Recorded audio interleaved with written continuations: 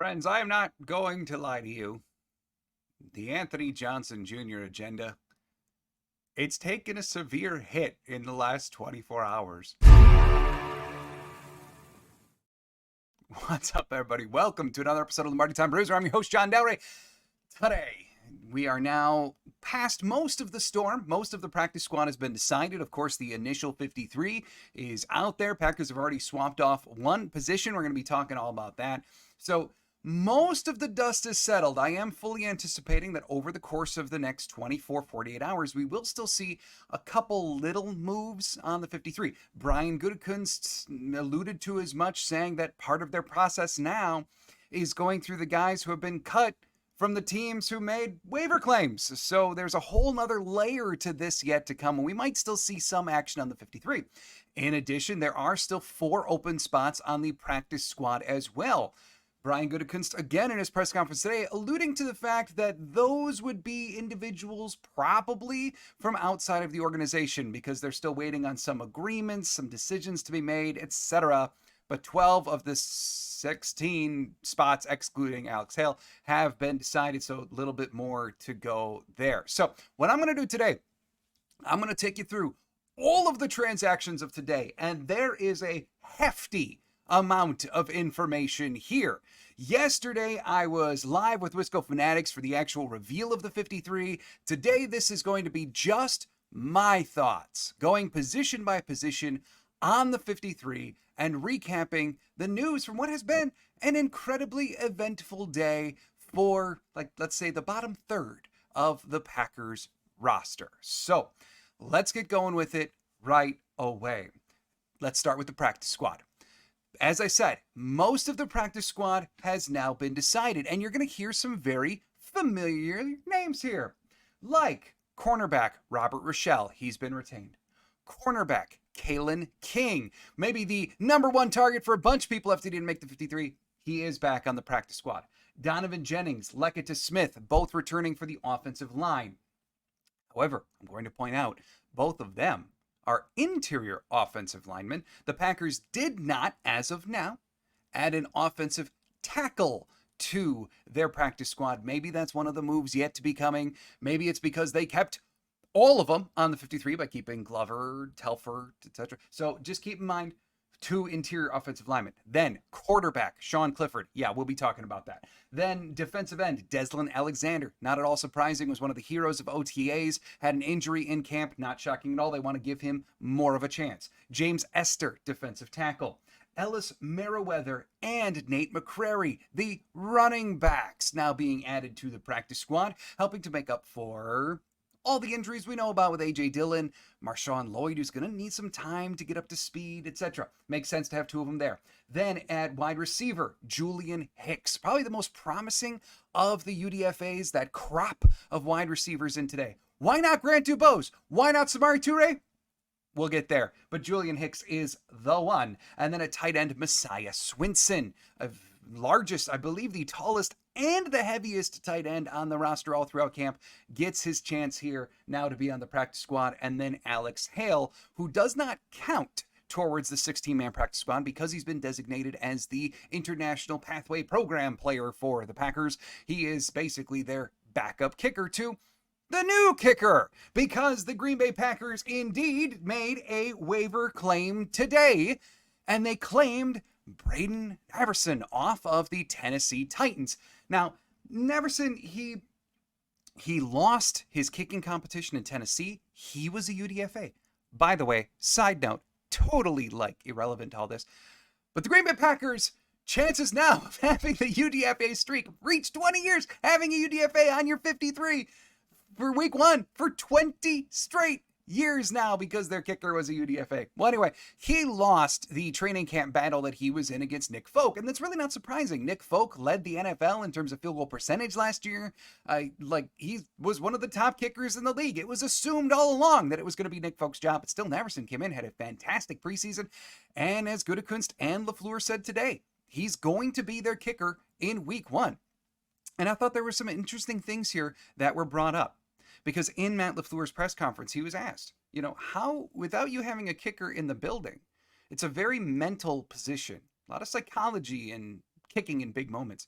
How do you know he can do it if you've never met the guy? LaFleur just kind of said, yeah, we don't. We're going to find out. You're never really going to know until he's out there in Lambeau Field, and et cetera, et cetera. So, okay, well, that's interesting, and we'll see, right? But another thing that was kind of interesting in LaFleur's press conference was, how do you get a kicker ready? Like, what do you expect him to do here now? This isn't like quarterback where he's necessarily got to learn a playbook, and LaFleur just kind of went, have him kick? And then he deferred all real special teams questions to one Rich Bisaccia, as he called him. Just a very interesting kind of emphasis from LaFleur there to like, don't ask me kicking questions. Like, get it to Rich. So anyway, Naverson, he's going to be your week 1 kicker. Obviously, a team cut Carlson. The team did today as well cut Greg Josephs. This is a pure 1-for-1. Naverson's coming in to be the kicker. And he's got kind of an interesting background. He spent 3 years collegiately at Western Kentucky, then 1 year at Iowa State, where he was not their full-time kicker, and then 1 year at North Carolina State. That would be his last year of college. And he ultimately had a strong college career. Not the greatest we've ever seen, but a strong one. He was, per PFF, 181 for 182 extra points in college. That's pretty good. And then in field goal kicks, this is over the span of his entire 5-year career. He was 1 of 1 on kicks from 0 to 19 yards, 15 of 17, 20 to 29, 21 of 24, 30 to 39, 25 of 31, 40 to 49, and then 4 of 9 from 50 plus. This last year alone for NC State, he was 37 of 37 on extra points, 16 of 20 overall on field goals. He had 2 misses from 30 to 39 and then 2 misses on 50 plus. But, as Brian Gutekunst said, this is a kicker who had a very, very strong preseason for Tennessee, including nailing a game winner against Seattle as the clock was winding to 0. Ultimately, this preseason, he was 6 of 7. He hit from 21, 26, 31, 34, 46, and 59. He missed from 58. That's his lone miss. He was just short on 58. Then he also was 2 of 2 on extra points. Just an interesting note here, too. Brian Gutekunst was asked about Big Little Buddy, Anders Carlson. And I thought it was a very transparent moment for Brian Gutekunst. He talked about how, he personally is probably too quick to give up on specialists. And I'm not saying he did with Anders or anything. Like, everyone knows that I've been a fan of Anders. I'm holding out hope that he would get it. And it's the inconsistency got him. And Brian Gutekunst said, too, that it was not that final kick in Baltimore that really the straw that broke the camel's back. It was the whole thing throughout all of camp. I still think that field goal might have had something to do with it. But ultimately, I found Brian Gutekunst very transparent when speaking about this move and moves in general when it comes to special teams. He's too quick to give up on these guys. And he cited J.K. Scott, who's become a very, very good punter since leaving Green Bay. And he talked about how when Brian Gutekunst arrived in 2012, that was in the midst of Mason Crosby having some real struggles a few years into his career, and how many in the front office were saying, like, let's move on. It's time. And I thought that was a very good moment for Brian Gutekunst to kind of open up and be honest in relation to, he was speaking about Anders Carlson, but now we've got a brand new rookie kicker, 2 years in a row with rookie kickers. Woo! Let's see how it goes for Braden Narveson. All right, so then just a few other things. The Packers did lose a few players to waivers. 3 of them, one, heartbreaking. Anthony Johnson Jr. was claimed on waivers by the Giants. Yes, I'm going to be talking about him when we get to position by positions. Royce Newman was claimed by the Tampa Bay Buccaneers. I already had someone on Facebook say, that's not a loss. I understand. Okay. But nonetheless, he was claimed by the Tampa Bay Buccaneers. And then also Grant Dubose. There was obviously hope that Dubose would pass through waivers. It did not happen. He was claimed by the Miami Dolphins. And I got to say, like, he's going to be buried on that depth chart in Miami. But at the same time, if you want to go to a place that is a wide receiver friendly environment, glad for Grant Dubose to go to that setting since he couldn't cling on in Green Bay. Now, the question as to why Malik Heath, why not Grant Dubose, Brian Gutekunst did some speaking on that as well, and he really kind of alluded to the fact that it was about placement in the hole, that they really love what Malik Heath can do on special teams, that they really believe that Malik Heath has this, he didn't use this word, but I believe it's kind of what he was getting at, the clutch factor. very aggressive at the catch point, that he just makes plays year after year after year, going back all the way through college. And that seems to be why Malik Heath over Grant Dubose. And then really just a couple other notes here. If you're wondering, hey, I didn't hear you when you said about the practice squad. I didn't hear Michael Pratt. Well, no, Green Bay is not retaining him on the practice squad. He instead is going to Tampa Bay. You didn't hear Samori Toure either. He's going to Chicago, of all places. And then two players that have just been said that it's not returning. One would be linebacker Christian Welch. We'll be talking about him in the positions. Welch is not returning. Interesting thing here with Welch, Matt Schneiderman, and based upon Matt LaFleur said that Welch was signing with Baltimore. And then one of Baltimore's beat reporters saw that in a tweet from Schneiderman and said, well, that's news to Baltimore. Doesn't seem to be what's happening right now. So I don't know what's going on with Christian Welch, but it's been tweeted a lot and reported a lot that he's not coming back to Green Bay. So there you have it. And then Caleb Jones, it's been reported as well that he is not coming back to Green Bay. He may just be interested in a new start. And then one last tiny little note here for you before we actually get to the positions. Number change. A few numbers for you. Malik Willis, he's coming in. He's going to be wearing number 2 for the Green Bay Packers. And then Carrington Valentine. I don't know if I like this. He's switching from number 37. That's what he was last year. Now he's going to be 24. I don't know why. I'm sure I could dive into it and find some kind of reason, but there's something cool about a D-back wearing 37 and not 24. I don't know. We'll see. All right, let's get to it now. We're going to go position by position. I'm actually pulling up. This is the Packers website, so we can really kind of go through each player here. We're going to start at quarterback, work our way all the way through the roster, just giving you some positions longer thoughts than others, but certainly going through the 53. All right, let's go. Quarterback. Jordan Love, obviously. Malik Willis. Yeah, you trade for a guy, he's going to make your 53. And the Green Bay Packers decided that they were going to give a 7th-round pick for Malik Willis. And look, I said that I highly doubted the Packers were going to go out and get somebody. And that included like Ryan Tannehill on the free agent market or others, not that he's available anymore, but like your prototypical older guy who's been a backup for eternity like Colt McCoy, right? I really didn't think that they were going to go that route. They were going to develop Clifford and Pratt. Well, they didn't decide to develop Clifford and Pratt, kinda. Instead, they went with a different, very young, toolsy quarterback. And when asked in the press conference why, Brian Gutekunst and Matt LaFleur both talked extensively about Malik Willis's traits. And I thought there was a very interesting comp made to Jordan Love. The fact that in college, when Malik Willis went to Liberty, he was going against smaller school, or what you would call generally like inferior to the Power 5 competition. And he did some really great stuff.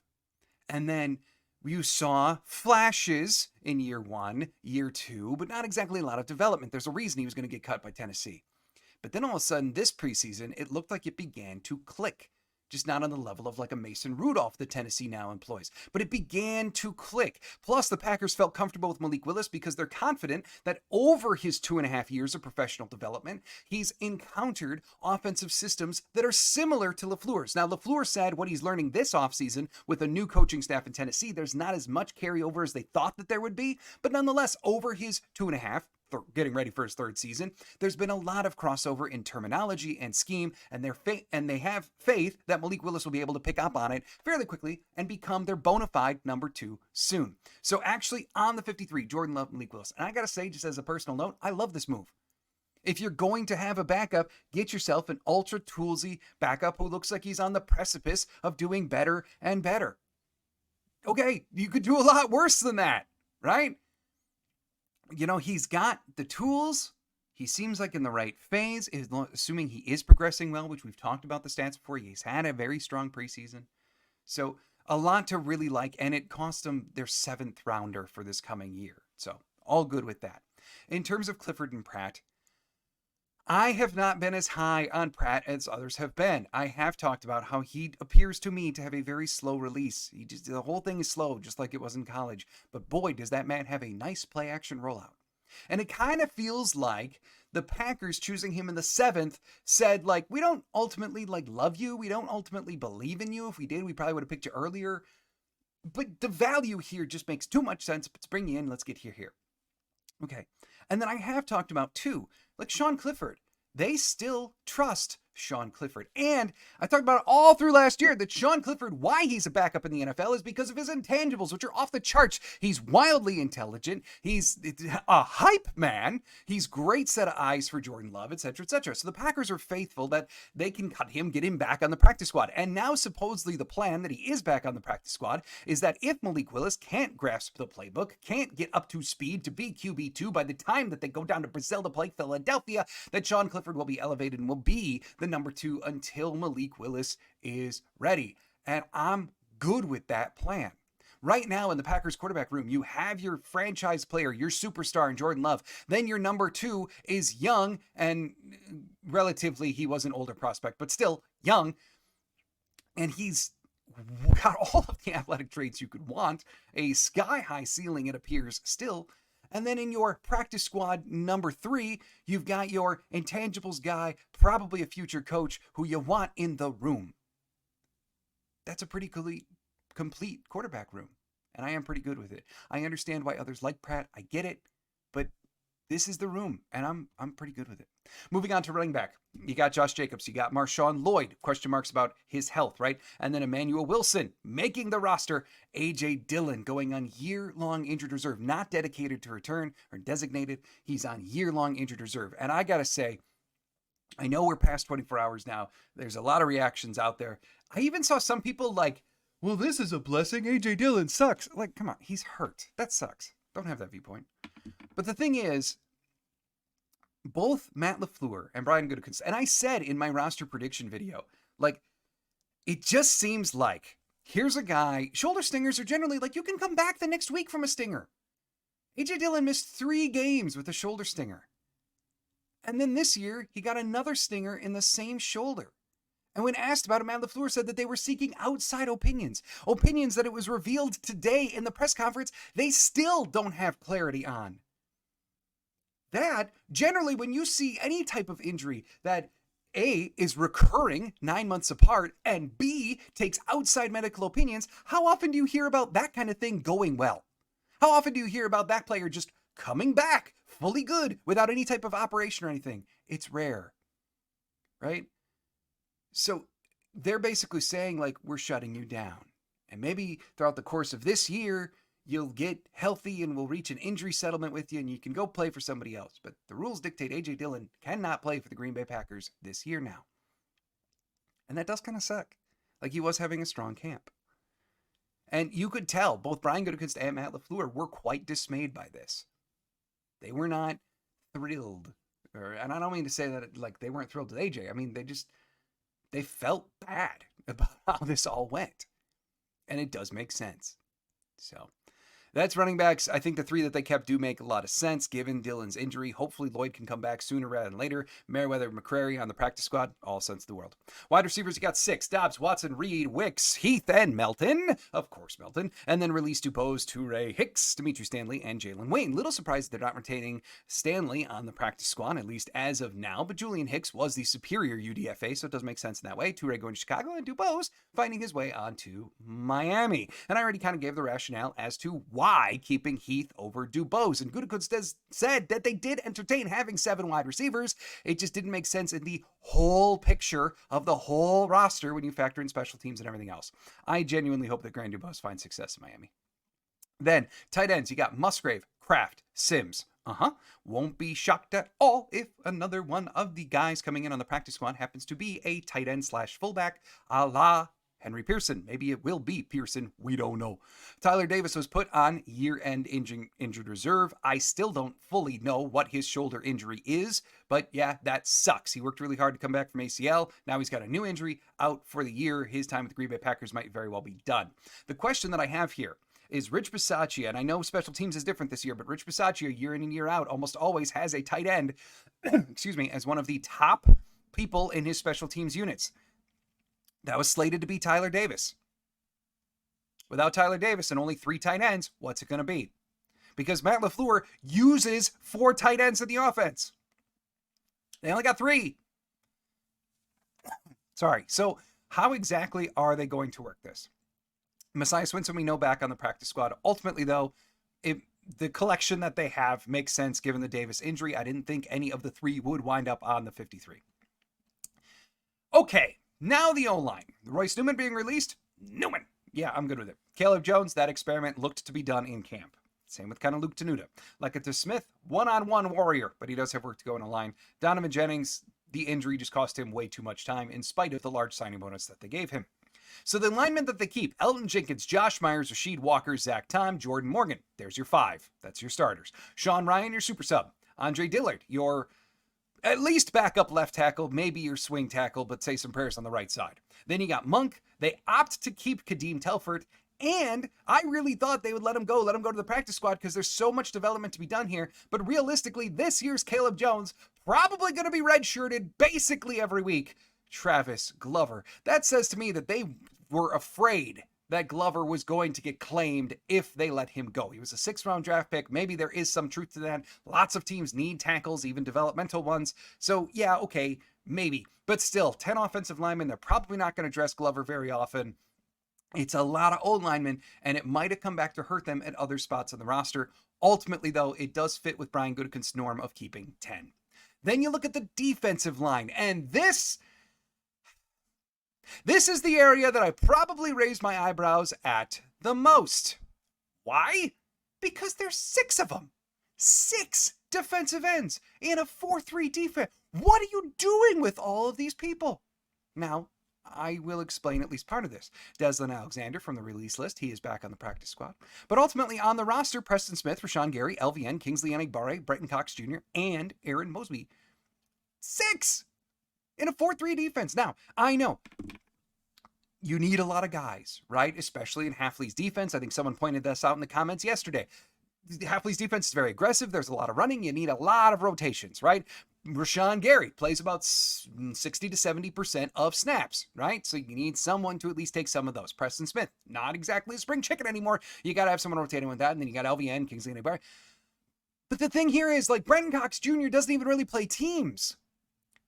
So if you're going to keep Mosby, because Mosby did get a big shout out from Brian Gutekunst in his press conference about his ability on teams. Maybe it was Matt LaFleur, sorry if I'm mixing them up. But there was a shout out for Aaron Mosby and his ability on teams. They liked his versatility. They liked how hard he worked to not be a tweener anymore and actually dedicate to putting his head in the dirt and being a defensive end. And his performance against Baltimore really helped. I get all that. But then Brenton Cox Jr., he doesn't really play teams. The likelihood that you're ever going to have 6 defensive ends active on game day is essentially nil. So it's a lot of roster space dedicated to one spot where a lot of these dudes don't even play special teams. I'm glad Mosby's going to, but still, this is the area of the roster that I look at and go, that is really questionable because of what it might have cost you at some other spots. Defensive tackle, that wound up going pretty much as planned. You got Kenny Clark, TJ Slayton, Devontae Wyatt, Carl Brooks, Kobe Wooden. And then they did decide to hang on to Jonathan Ford, at least giving him the IR designated to return. Now, as he gets healthy from his calf injury, they could still cut Ford. They can put him on the 53, cut somebody else, but they at least wanted more time to hang on to Jonathan Ford. Then released James Esther, he's on his practice squad, Spencer Vega, and then Keontae Shad, who basically just had a cup of coffee in Green Bay and now is let go. No surprises here. It was the easiest spot on the roster to predict. Okay, now, linebacker, off-ball linebacker, right? Quay Walker, McDuffie, Eric Wilson, Edrin Cooper, Teron Hapa. Makes sense. All 5, yeah, they were locks, right? Raylan Goforth, he's being waived injured designation. And then Christian Young, Chris Russell, they were outright cut, as was Christian Welch. And here's the thing. I'm not sure that Christian Welch could have done anything more than what he did to make the roster. He was very good in practice. He got increasingly better in each preseason game. He had multiple turnovers in preseason games. Brian Gutekunst talked about how the games are still the most important part of the valuation. He also said that he absolutely deserves a spot on the 53. It just worked out that numbers. But this is the same Brian Gutekunst that said that he might keep more linebackers because of the switch to the 4-3. They might need more. So I really thought, given everything, the total picture, that Welch would find himself on the 53. And he really couldn't have done much more than what he did. Packers obviously disagreed. Now, we don't know where he's going to wind up. Maybe if that Baltimore thing isn't true at all, maybe he does wind up in Green Bay somehow. I also wouldn't blame him for having some sour grapes, saying like, I don't know what more I could have done. Y'all didn't employ me. I'm going to go somewhere else that will. So I don't really blame him for that. But I just think given his evolution, given his ascension throughout the roster, he was better at getting off blocks than we had ever seen from him before. He was better at filling the alley than we had ever seen before. In camp, Welch was becoming a bona fide run stopper. It was really nice to see. And this is where the questions really begin. Was keeping Travis Glover as a redshirt offensive lineman, maybe someone that you could have gotten on the practice squad, we don't know. Was that worth costing you your sixth linebacker and special teams eighth in Christian Welch? Was keeping Brenton Cox Jr. or Aaron Mosby as a sixth defensive end worth your sixth linebacker and someone that would have helped on teams? Maybe. These are questions that we can't know the answers to, but the Packers are certainly putting their money down on one side. I personally probably would have leaned the other way, but it ain't my team. And the reality is we just don't know yet. I just would have done different. Then you got corners. Jerry Alexander, Eric Stokes, Keyshawn Nixon, Carrington Valentine, Corey Ballantyne. They all make the roster. Cut, Robert Rochelle, Kalen King, Jamon Green. Now we know Rochelle and King, they are back on the practice squad. I'm very, very glad about King being on the practice squad. And I know people wanted him on the 53. I know that they were afraid for Kalen King, but the reality is, as I've said a lot, he was slot 3 on the roster and he doesn't really do teams and he needs to work on his tackling. That's just generally not a guy that's going to get a job. But I am very, very glad that he's on the practice squad. He was my player 54 on the roster. So I'm happy he's back. I think he's a wonderful developmental project, and I think we will see him on the 53 at some point, given how corners generally get hurt a lot. So it is a very, very strong corner room. I'm excited to see it in action with Jeff Hafley. And then, yes, LJ Davis was waived with the injured designation. As Bill Huber reported, he's actually going to be out several weeks. And then safety. This is the other one. I know y'all know how I feel about Anthony Johnson Jr. Been a big fan of his since before the man was drafted. He and Oladapo are probably like my two that I had circled in big red ink on my draft notes saying, I want them. And it actually worked 2 years in a row, and then it's not so good anymore. Now he plays for the Giants. But your safeties on the roster: Xavier McKinney, Javon Bullard, Evan Williams, Zane Anderson, and Keaton Oladapo. Released Benny Sapp III and Anthony Johnson Jr. Again, same question with Welch. Was keeping Aaron Mosby and Brenton Cox Jr. worth losing Anthony Johnson Jr.? Was keeping Travis Glover? Was not putting another guy on IR worth Anthony Johnson Jr., right? There were other options here, and I would have opted differently. Personally, probably what I would have done, as I did call for in my 53-man roster projection, which is really what I thought the Packers were going to do, I thought they were going to release both Brenton Cox Jr. and Aaron Mosby and retain Anthony Johnson Jr. and Christian Welch.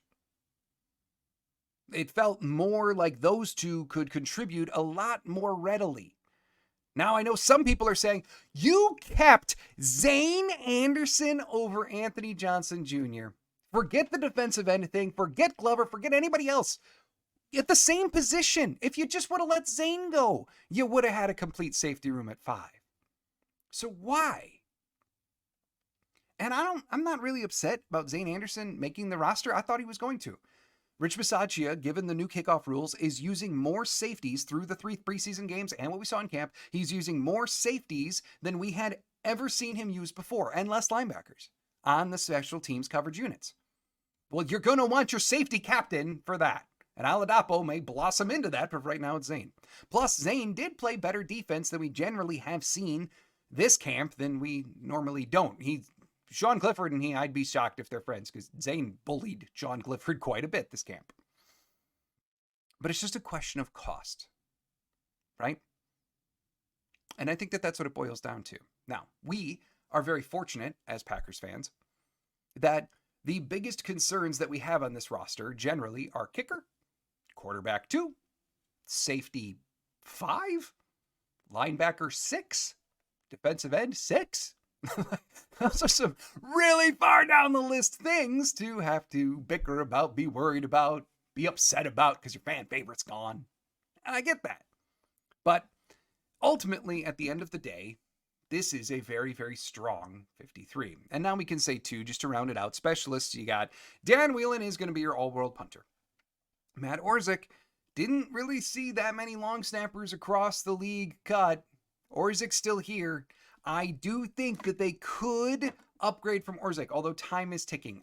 Maybe he's one of the moves in the next few days, but they seem way more comfortable with Orzik than maybe they should be. So we'll see about that. And then, of course, now you get a new kicker in Narveson instead of Greg Joseph. So, I mean, lots going on here, right? Lots going on with the Packers' 53-man roster. Ultimately, I'm sad for Welch, Anthony Johnson Jr., and even A.J. Dillon.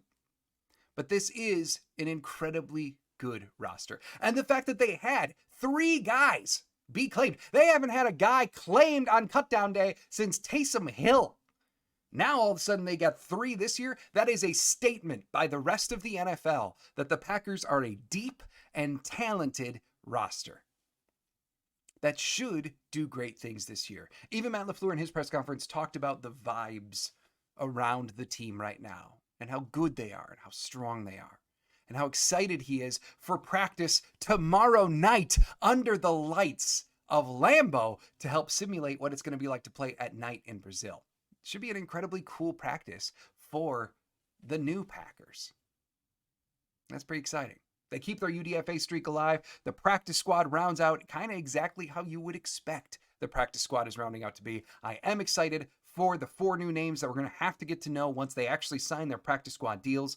And I'm excited to see what else comes in the next 24 to 48 hours. One thing I can tell you, we will be talking about it. LTB Live returns to its normal format this Friday afternoon. Yeah, I know, not super normal because normally it's on Wednesdays and it will be throughout the course of the season. But like, hey, it's cutdown day. Things go awry at the end of camp. So Friday is going to be LTB Live. Friday afternoon, me and Claudia sitting here answering your questions about the Green Bay Packers as they begin to prepare for Brazil and the Philadelphia Eagles. Because we are now in single-digit days until it's really go time. Thanks, everybody. Thank you so much for joining me here on Lombardi Time Brews. I do hope you're having a fantastic day. I'll see you on Friday. And as always, go Pack, go.